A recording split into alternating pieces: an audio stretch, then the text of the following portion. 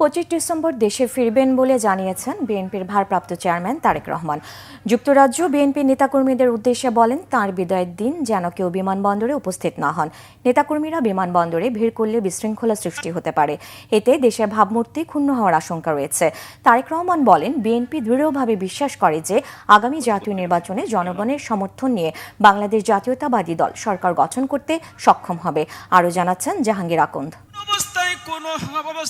দীর্ঘ প্রায় 18 বছরের নির্বাসিত জীবনের অবসান ঘটিয়ে দেশে ফেরার প্রহর গুনছেন বিএনপির ভারপ্রাপ্ত চেয়ারম্যান তারেক রহমান।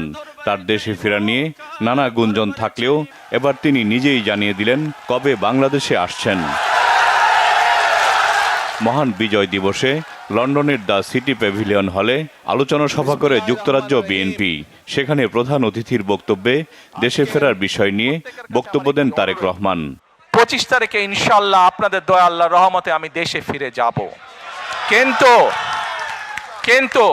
এখানে উপস্থিত, এই ঘরে উপস্থিত প্রত্যেকটি মানুষের কাছে আমার অনুরোধ, দয়া করে কেউ আপনারা এয়ারপোর্টে সেদিন যাবেন না।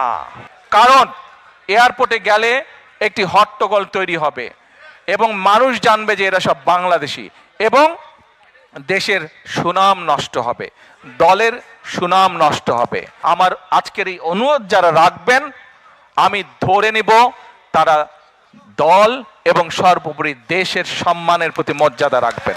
আমার মানা করা সত্ত্বেও, আমার অনুরোধ করার পরেও যারা যাবেন, আমি ধরে নিতে বাধ্য হব যারা ব্যক্তিগত স্বার্থের জন্য সেখানে গিয়েছেন।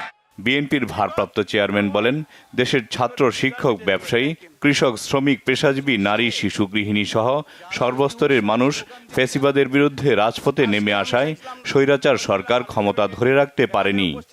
আমরা 5ই আগস্ট যেই স্বৈরাচারকে বাংলাদেশ থেকে বিদায় করেছি, ঝেঁটিয়ে বের করে দেওয়া হয়েছে দেশ থেকে, জনগণের ভয় যে পালিয়ে গিয়েছে দেশ থেকে, এটির অর্জন কোনো রাজনৈতিক দলের নয়, এটির অর্জন সম্পূর্ণভাবে বাংলাদেশের সাধারণ মানুষের ক্রেডিট।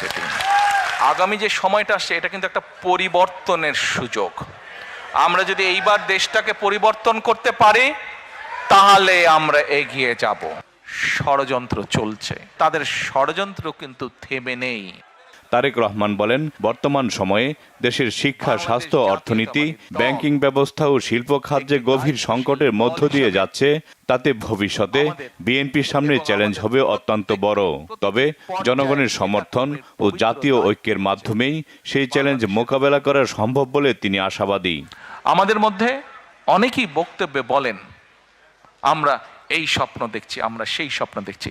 আমি ভাই স্বপ্নের মধ্যে নাই, আমি কোনো স্বপ্নের মধ্যে নেই। আমরা আছি পরিকল্পনার মধ্যে। আমরা পরিকল্পনা করব, আমরা পরিকল্পনা বাস্তবায়ন করব। আমরা কোনো স্বপ্নের মধ্যে থাকতে চাই না। স্বপ্ন দেখতে দেখতে দেশ থেকে প্রতি বছর $16 বিলিয়ন পাচার হয়ে গিয়েছে।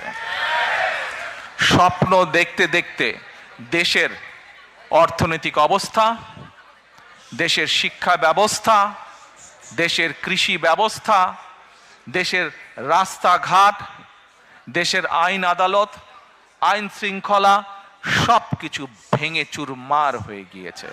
আমরা দৃঢ়ভাবে বিশ্বাস করি যে ইনশাল্লাহ আগামী ফেব্রুয়ারি মাসে যে নির্বাচন, সেই নির্বাচনে বাংলাদেশের মানুষের সমর্থন নিয়ে বাংলাদেশ জাতীয়তাবাদী দল সরকার গঠন করতে সক্ষম হবে। এক মিনিট, সমস্যা তো তারপরে, বিপদ কিন্তু তারপরে। আপনারা যারা খুব খুশিতে তালি দিলেন, হ্যাঁ খুশি আপনারা হতেই পারেন। দেশের মানুষের সমর্থন নিয়ে যদি আমরা ইনশাল্লাহ সরকার গঠন করতে পারি, অবশ্যই আমরা দেশের মানুষের কাছে প্রতি যেরকম আমাদের কৃতজ্ঞতা থাকবে, একইভাবে তাদের কাছে আমাদের দায়বদ্ধতা থাকবে, জবাবদিহিতা থাকবে। আমরা বিশ্বাস করি, আমরা শহীদ জিয়া, দেশনেত্রী খালেদা জিয়ার সৈনিক যারা, আমরা বিশ্বাস করি ইনশাল্লাহ মানুষের সমর্থন নিয়ে আমরা সরকার গঠন করতে সক্ষম হব।